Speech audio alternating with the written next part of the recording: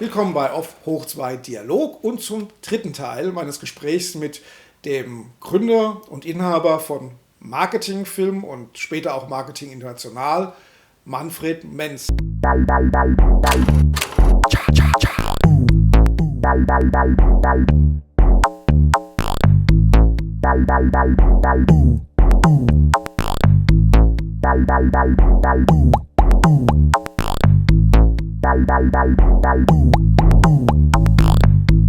Lothar Büscher, der Inhaber des UFA Super 8 Vertriebs, äußerte sich mal in einem Interview von 1981, dass Super 8 ja noch über das Jahr 2000 hinaus verkauft werden würde. Es kam ja anders. Wie haben Sie denn die Situation für Super 8 Anfang der 80er Jahre wahrgenommen, als der Umbruch mit Video kam? Ja, für uns war das eigentlich der nächste Schritt und wünschenswert. Und das Größte daran war, dass auf einmal, ohne nachzudenken, ein voller Film auf einer Kassette war. Ja. Das war also eine Umstellung, zwar des gleichen Prinzips, aber einer anderen Technik. Wesentlich einfacher natürlich durchzuziehen und vor allem inzwischen auch von der gesamten Filmbranche erkannt, sodass also der Staat nicht etwa darauf basierte, wie es beim Super 8 war, dass wir konnten ja den Vertrieb nur beginnen, weil schon Projektoren vorhanden waren. Wir haben nicht mit dem Film die Projektoren angeheizt. Natürlich, die Projektorverkäufe gingen auch hoch, aber es gab schon einige tausend Projektoren vorher. Und bei Video war jetzt die Entwicklung noch viel schneller, weil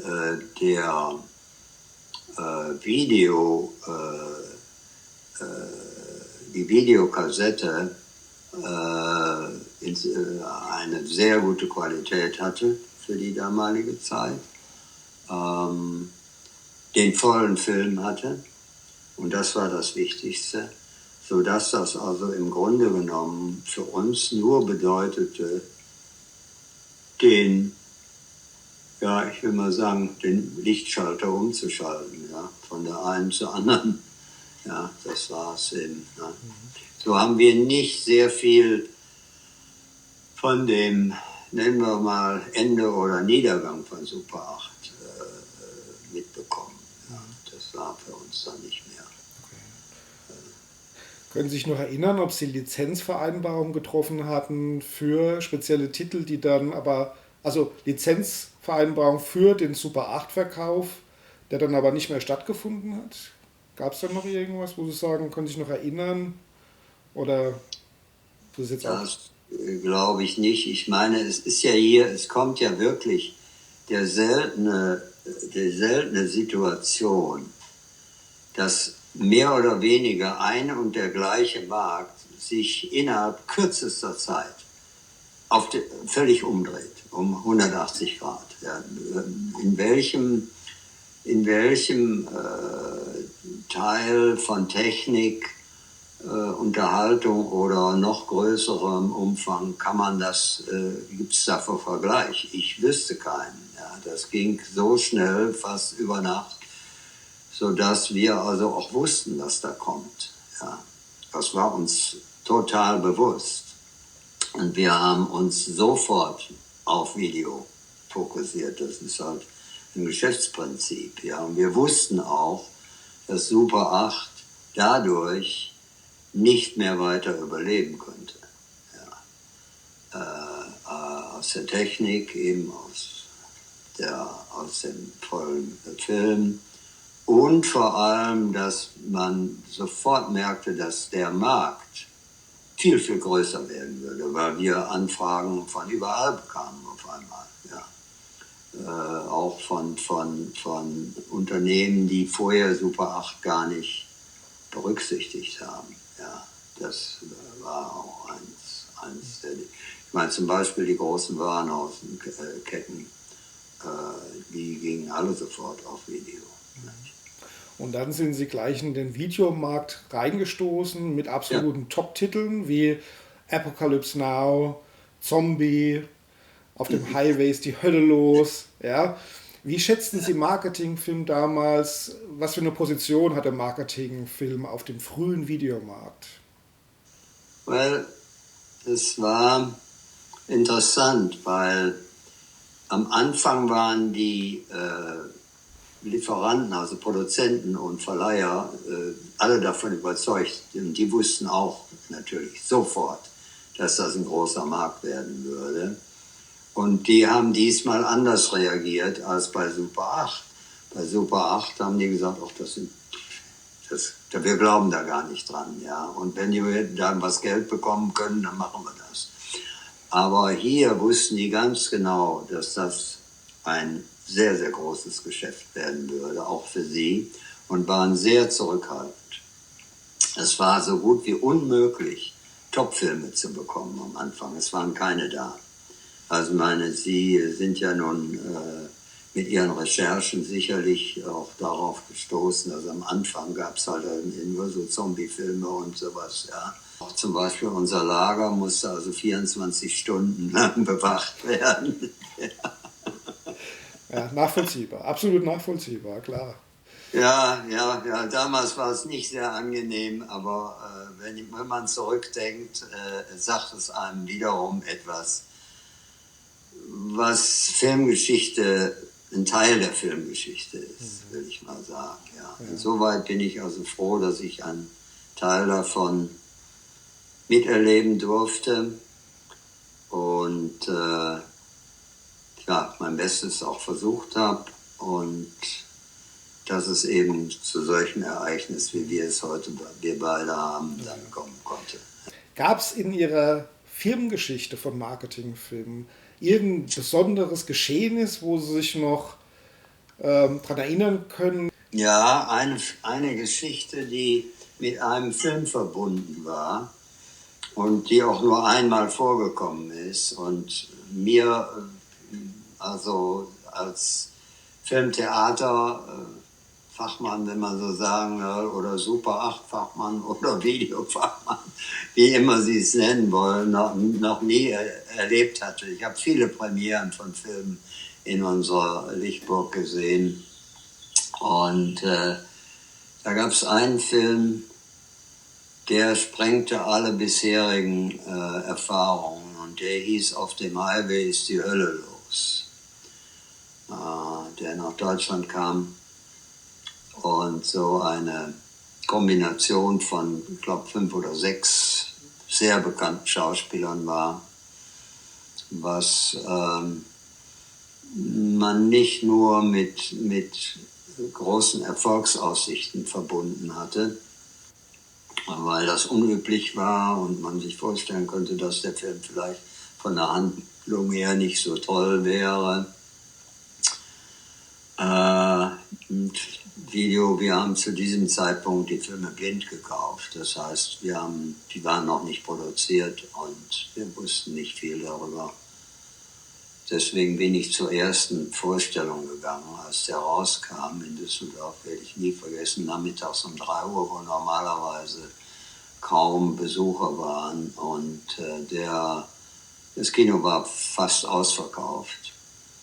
Und die Leute waren so begeistert von dem Film, dass die sich gegenseitig auf die Beine geklopft haben und geschrien haben. Und ich wusste, dass ich da rausging, dass das einer der größten unserer Erfolge auf Video werden würde. Und so war es auch. Da kam noch noch was anderes mit hinein, dass die deutsche Synchronisation sehr, sehr speziell war und unglaubliche Sprüche mit sich brachte, die nicht nur filmverbunden später in der Gesellschaft verwandt wurden. Ja, man kam da in ein Restaurant und die Leute haben sich unterhalten und haben plötzlich einen Spruch aus dem Film gesagt. So, der wurde sehr, sehr berühmt und natürlich war der auch für uns sehr, sehr erfolgreich. Und das ist das Besondere. Ja, das ist die zweite Kaufkassette, die ich mir im Jugendalter zugelegt habe. Ja, und ja. hatte quasi so eine Art Altar im Regal, ja, wo dann diese zwei Kassetten drin standen. Wie lange war Marketingfilm dann im Videosektor aktiv? Ja, wir haben, meine ich, also ich kann es nicht mehr genau sagen, aber ich glaube in 92 Jahren, Entschuldigung, in 82 angefangen und bis 92 Bis waren wir 92. tätig. Ja, ja. Ähm, und dann löste sich ja irgendwann die Firma auf. Was war denn passiert? Was war passiert? Man muss eigentlich, oder ich habe auf den Kalender geguckt. Und nachdem ich also ja, über 30 Jahre in der Filmbranche gewesen war, fing mit Filmtheaterbetrieb an. Ich habe auch einige Filme produziert später und dann kam eben Super 8 und dann kam Video und das Ganze endete nach 30 Jahren, weil ich einfach das Gefühl hatte, ich wollte mal das machen, was ich immer gemacht hatte, was ganz Neues, was noch nicht da war. Ja, und habe das dann auch durchgeführt. Ja. Und was war das dann? Oh, ich habe mich dann als Conceptual Artist auf die Bühne gestellt. Ja, und als Künstler sind Sie dann auch sehr erfolgreich geworden. Also Ausstellungen in renommierten Galerien rund um den Globus, USA, Europa, Asien. Sie Ja, setzten dabei in den etwas jüngeren Arbeiten auch viel Fotografie als Medium ein, teilweise stark bearbeitet, was ich gesehen habe. Und setzten sich mit Themen auseinander wie Natur in urbanen Umgebungen, Konsumkritik, Kapitalismus, Religion. Also das Spektrum ist sehr groß. Hat der Künstler schon immer in Ihnen gesteckt? gute Frage. Ich würde mal sagen, wahrscheinlich.